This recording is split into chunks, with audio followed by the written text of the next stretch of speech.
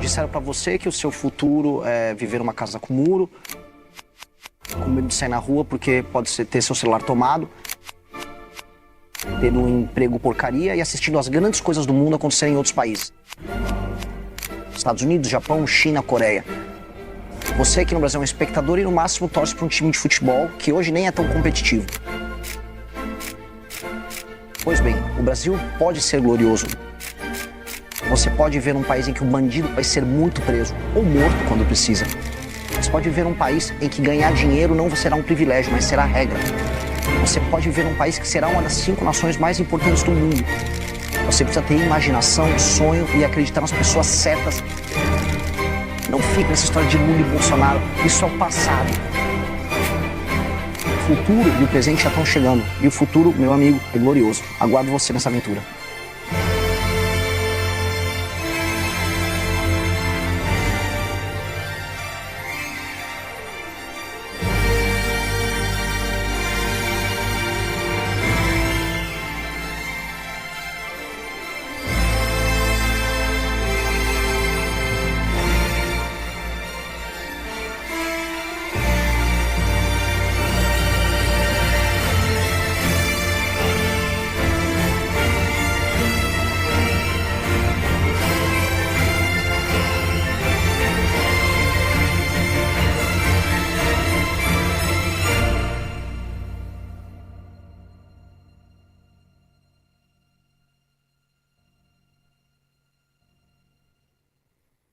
Senhoras e senhores, boa noite. Sejam bem-vindos ao último Análises Renais da história. Boa noite, Renan Antônio Ferreira dos Santos.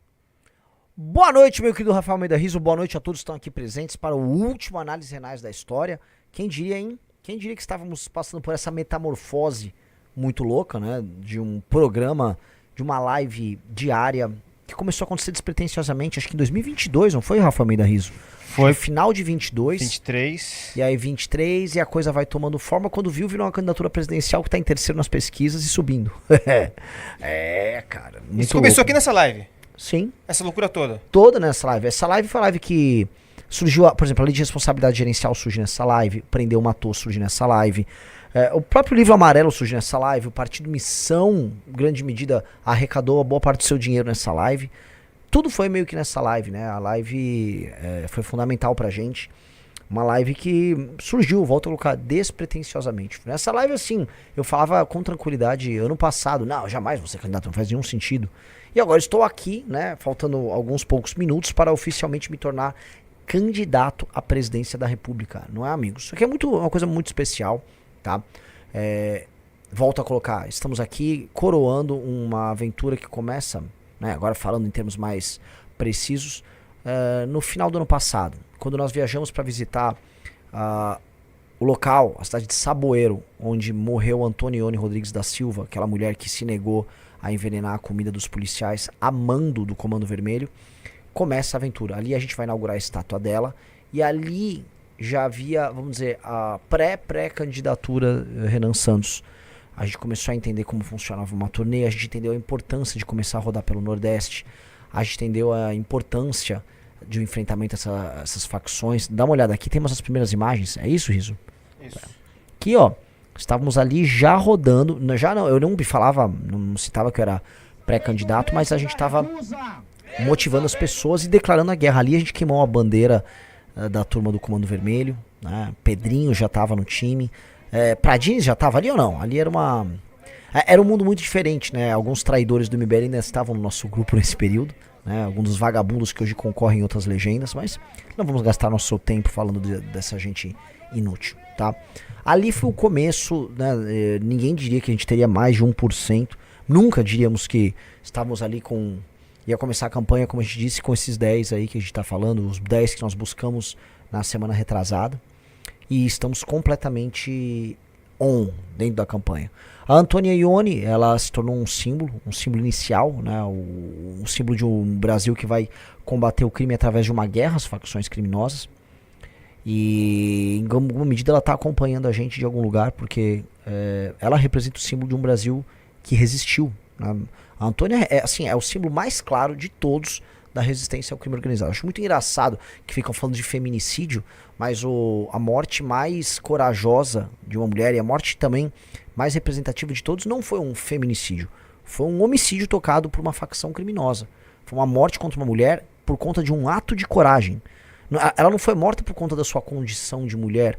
Ela foi morta porque ela era uma pessoa, uma brasileira muito, muito, muito corajosa. Ela foi metralhada, tá? Ela sofreu rajada de tiro dentro do próprio quarto, na própria cama. Por que foi, Riso? O que você quer que eu fale? Ah, aqui ó, ela tá aqui com a gente, aqui ó. Ela sofreu uma rajada, tomou tiro. Não sei como os tiros não acertaram a sua filha. Só pra você entender, a filha tava dormindo com ela na mesma cama. E ela morreu como mártir por acreditar, em alguma medida, que ser decente e ser uma pessoa digna é representativo num lugar muito pobre, num lugar esquecido por todo mundo, esquecido por Deus. Ela tá é um lugar perdido no meio do nada. É um distrito chamado Flamengo, numa cidade chamada Saboeiro. Tá? Ela poderia simplesmente, vamos falar a verdade, ela poderia ter fugido, ela poderia ter envenenado, ela poderia ter seguido, vamos dizer, qualquer caminho. Ela optou pelo caminho da coragem.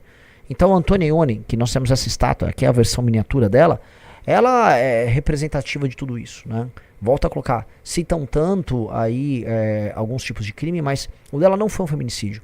O dela foi um martírio.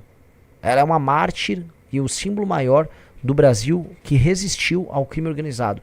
A cidade dela já é tomada pelo Comando Vermelho, o interior do Ceará é tomado pelo Comando Vermelho, Fortaleza já está sendo tomada pelo Comando Vermelho, e enquanto o governador lá é humano, luta pela reeleição, a filha dela chora a perda da mãe. Então, a Antônia é um dos grandes símbolos aí da nossa construção, não porque eu quero me apropriar da imagem dela, e jamais faria isso. A Antônia é um símbolo porque ela nos guia e a gente não tem o direito em nenhum momento de ficar, eu tô com medo, não sei o quê. Se ela não teve medo, a gente não pode ter medo. É ou não é? Amanhã tem ato ali na frente da Faculdade de Direito Largo São Francisco. Aliás, todos vocês têm que ir. Não tenham medo, tá? Assim, é um dos raros momentos, dos raros eventos em que haverá presença de forças policiais municipais, da GCM, em que haverá presença de forças policiais estaduais, a Polícia Militar, e forças policiais federais, a Polícia Federal. Então, assim, ninguém vai fazer mal a vocês, nenhum estudante vagabundo, nenhum fumeta, não vai fazer mal nenhum. Tá? Talvez apareça alguém com um tambor lá, tum, xingando de fascista, e ele vai ser facilmente repelido pelas forças policiais. Vá, leve sua família, eu levarei a minha, leve sua família, eu tô muito tranquilo, podem ir. Mas é o aluno que ameaçou você ali. A Polícia Federal vai pegar ele na hora certa. E sim, são ameaças sérias. Mas ameaças sérias à minha pessoa.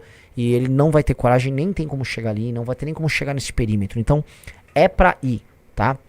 Vocês têm que ir. Então, nada do que eu faço, nenhum risco que eu corra, é nada perto do ato de coragem da Antonione Rodrigues da Silva. Mas muito de longe. A diferença é colossal. Ela não tinha a Polícia Federal para recorrer como eu tenho. Ela não tinha nada, ela morava sozinha numa cidade. Aqueles jovens que a mataram a conheciam, sabiam onde ela morava, sabiam o quarto dela. Eu fui até a casa dela é completamente exposta. Eles entraram na casa dela e atiraram nela e eliminaram ela. Então, se ela teve essa coragem, ninguém nosso, e isso inclui vocês que estão indo lá amanhã, tem que retroceder, tem que ter medo de nada. Não tenham medo, não sejam covardes, tá? Não sejam covardes porque ela não foi. E nós vamos vingar ela por causa disso. Outro ponto que é muito importante, tá?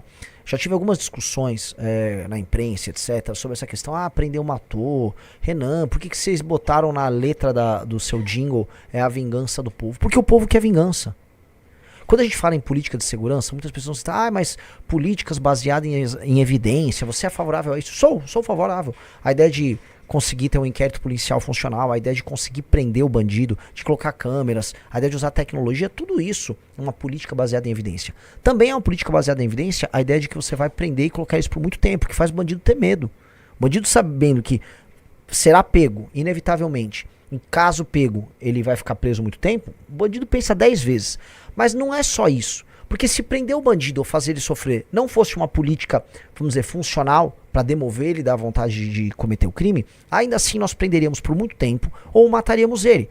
Porque nós temos que vingar o povo. As pessoas querem vingança e as pessoas têm o direito de fazer vingança. As pessoas têm o direito de fazer o justiçamento através do Estado, que é uma estrutura, vamos colocar aqui, é uma ficção criada pela sociedade civil. A sociedade cria o Estado como instrumento de proteção contra os seus próprios inimigos, e a sociedade exige, até porque paga muito caro pro Estado, que o Estado faça justiça em nome delas. E o Estado tem que punir, ele tem que ferir as pessoas que ferem os membros dessa sociedade. Então, nós vamos vingar o povo, sim. O meu jingle diz a vingança do povo, porque é a vingança do povo. Se você fez muito mal ao povo, você não será perdoado.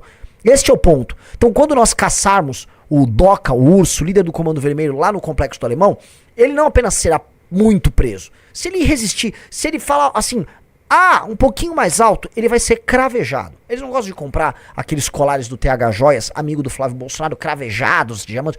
Esse aqui tá cravejadão de diamante de ouro. Pois bem, você vai ficar cravejado de chumbo, né? Um material um tanto quanto menos nobre aí do que o diamante, mas para nós o importante, o que é mais valioso não é o material em si, o seu corpo, que vai ficar tal qual o rubi, grande pedra preciosa, vermelha e bela, como nós gostamos tanto. É ou não é? Então, não pensem de maneira idiota, como muitos colocam, como se nós fôssemos autômatos, né? Não, essa política baseada em evidência funciona, essa não funciona, nada disso. Nós somos seres humanos e o sentimento de justiça e pertencimento inclui você fazer justiça contra aqueles que fazem mal a todos nós. Isto é importantíssimo. Nós somos seres humanos e se a gente não sentir que a sociedade a qual nós fazemos parte não faz justiça por nós, significa que essa sociedade e o Estado não gosta da gente, que aí ele é uma estrutura que está para além de nós, ele é uma estrutura que responde aos seus próprios entes internos, funcionários públicos, pessoas ricas, intelectuais, e essas pessoas não ligam pra gente. Nós temos que ter um Estado que ligue pra gente. Tanto que uma das coisas que nós vamos fazer no nosso governo, isso é muito claro, será, após fazer uma limpa em todos os lugares ocupados pelo crime organizado, nós vamos organizar uma espécie de Nuremberg das favelas. O Nuremberg das favelas nós vamos pegar todos os crimes que não puderam ser reportados, especialmente crimes sexuais, quantas meninas que não foram estupradas, quantas meninas que não foram violentadas ou obrigadas a se relacionar com um vagabundo membro do crime organizado. E isso aqui não é apenas uma fala minha, essa era uma pesquisa, uma matéria jornalística que o Tim Lopes fazia quando foi morto lá pela turma do Elias Maluco. Quantas meninas não foram obrigadas a passar por isso? Agora elas vão poder reportar e nós vamos poder julgar a posteriori todos os crimes cometidos por esses vagabundos, crimes que não podem prescrever. E aí eu quero ver vagabundo de esquerda dizer que isso tá errado de fazer, porque esses caras querem ficar criando comissão da verdade pra ficar falando da ditadura até hoje. Por eles a gente vai ficar repisando a tal da ditadura militar por conta de 300 mortos que aconteceram décadas atrás. 300 mortos você tem em 3 dias aqui no Brasil. 3 dias. E esses mortos são muito menos valiosos do que essas pessoas. Até porque são mortos negros. Vamos ser a verdade. Estamos falando de pessoas pardas e negras. E o esquerdista, no fundo, não gosta dessas pessoas. Eles são racistas. Para ele, o que importa é a vida de um branco de esquerda. Essa é a real. Não vamos ficar aqui se iludindo. Então, nós vamos vingar essas pessoas. Vai haver o Nuremberg das favelas. Nós vamos reportar todos os crimes. Todas essas figuras vão ser julgadas. E eu vou dizer mais. Até quem morreu como liderança do crime organizado, será novamente julgado e o seu túmulo será cravejado. Nós vamos colocar ali no túmulo de todos esses caras todos os crimes que foram depois reportados e julgados. Portanto, se você é um traficante e está morto, por mais que você não esteja me assistindo aqui, ou algum familiar seu está assistindo, lembre-se, o seu túmulo, ele vai receber uma visita do Estado brasileiro. E ali estarão todos os crimes reportados que você cometeu. As pessoas vão saber no túmulo desses bandidos os crimes que eles causaram e o terror que eles geraram para milhões de brasileiros. Tá? Essa é a vingança do povo. Essa é a vingança que nós vamos fazer. Isso é honrar as meninas e as mulheres que passaram todo o sufoco na mão desses caras e todos os pais de família que não puderam fazer nada, que tiveram que ficar calados diante da maldade dessa coisa horrorosa que é o crime organizado. O mesmo crime organizado que foi divulgado e incensado por filmes, por músicas e até por programas de televisão que naturalizaram essa turma maldita, a ponto do Estado do Rio de Janeiro hoje ter sido tomado por eles e da gente ver tanto o PT visitando favela, lembra do CPX, o boné do Lula, na maior naturalidade, depois o Flávio Dino foi lá, ministra a Aniele Franco rodando também em favela, quanto o senhor Flávio Bolsonaro que se aliou ao Bacelar e ao TH Joias, que são operadores do Comando Vermelho, para apoiar eles pro governo de lá. Nunca se esqueçam disso. Flávio Bolsonaro, apoiador de gente do Comando Vermelho no Rio de Janeiro. Essa gente toda tem que ser destruída, essa gente toda são demônios, e um Estado que não queira se vingar dessas pessoas que fizeram apenas o mal contra nós brasileiros brasileiros é um Estado que não vale a pena, não apenas ser parte dele, mas se quer pagar qualquer imposto. Se você paga um imposto para um Estado que faz isso, que negligencia você, que não liga para você, esse Estado tem que ser apenas destruído. Nós vamos reformar o Estado brasileiro. Nós vamos fazer essa bandeira que para muitos de vocês não faz nenhum sentido, passar a fazer sentido. Já parou pra pensar que a bandeira, você olha, ela não te evoca nenhum sentimento? Qualquer um que fica buscando sentimentos ufanistas hoje no Brasil é apenas uma pessoa ridícula. Boa parte do nacionalismo brasileiro é um nacionalismo ridículo, porque ele fica evocando alguns símbolos do passado, mas ele esquece do mal que é feito no presente. A nossa bandeira não nos traz nada de bom hoje. A nossa bandeira vai ganhar significado a partir do momento que o nosso país, ele honrar os brasileiros que estão vivos, honrar os brasileiros que estão mortos, honrar os brasileiros que estão nascendo, honrar a luta dos brasileiros que trabalham e produzem e honrar os brasileiros pacíficos que são vítimas do crime. O Estado tem que passar a fazer isso e não ser essa entidade que julga a gente, que rouba a gente, que suga a gente e que não liga pra gente, tá? A vingança do povo é sobre entregar o Estado ao povo. O povo, de verdade. Aos brasileiros e o povo, né? O povo que não inclui a todos. Porque se você é membro de uma facção criminosa, nós vamos trazer o direito penal do inimigo e você não será tratado como povo. Será tratado como inimigo. E contra o inimigo você prende ou mata. Não é prender ou matou? Nós prendemos ou matamos o inimigo, tá? Essa é a regra do país que nós vamos viver a partir do ano que vem. Obviamente, se conseguimos vencer essa guerra aqui, que é uma das guerras mais idiotas que nós temos à disposição, que não é que assim, estamos enfrentando, né, dois inimigos absolutamente maus. Não, eles são dois grandes inimigos ladrões. São dois grupos políticos, assim, com gente que quer se refastelar na grana, né? Como é que pode, assim, um país se levar a sério, ter na frente da gente que está construindo um projeto tão bom, um projeto tão honesto, né? Gente que fica comprando mansão em área de milícia como Flávio, gente como Lula, cujo filho e o irmão estão envolvidos no mesmo escândalo que a escândalo INSS, que é um escândalo de roubo de valor previdenciário de velho.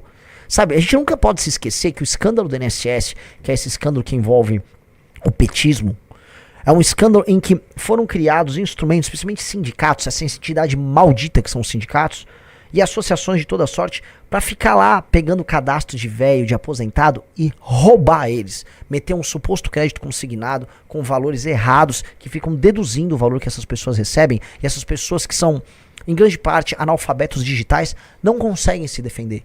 São pessoas que não conseguem se defender, não conseguem sequer acionar um advogado. Essas pessoas são roubadas, esses caras são ladrões de aposentadoria. A gente chama de escândalo do INSS quando a gente esquece que, no fundo, o que o filho do Lula faz e o que o irmão do Lula faz é roubar a aposentadoria. Ladrões de aposentadoria. E eu quero ver, quando eu for fazer uma reforma da Previdência, algum vagabundo desta desgraça chamado PT vir falar, não, olha só, você quer reformar a Previdência. Vocês são ladrões de aposentadoria. Vocês querem a Previdência do jeito que tá agora para vocês poderem roubar mais a Previdência das pessoas. Vocês são ladrões de aposentadoria. Ladrão de idoso. E é por isso que o Lula tá fugindo de mim nos debates. Porque eu vou falar que a família dele é uma família de ladrão de idoso. Vocês não podem ver um velho atravessando a rua que vocês já querem bater a carteira deles. É isso que vocês fazem, petistas. Vocês são ladrões de idosos, ladrões de aposentadoria, bando de canalha. Vocês são psicopatas. Assim como o bolsonarismo é psicopata.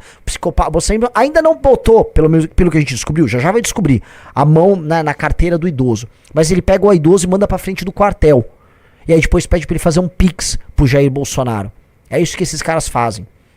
O bolsonarismo é tão cruel quanto, de uma maneira completamente diferente. Que é isso que irrita eles. Eles falam, vocês vão falar que o bolsonarismo e o petismo são iguais? Não, iguais eles não são. Não são iguais, porque a natureza é diferente. Um rouba a aposentadoria, o outro manda pra frente do quartel e pede pix. Ambos são apenas perversos. Ambos são apenas muito ruins. Ambos são inaceitáveis, tá?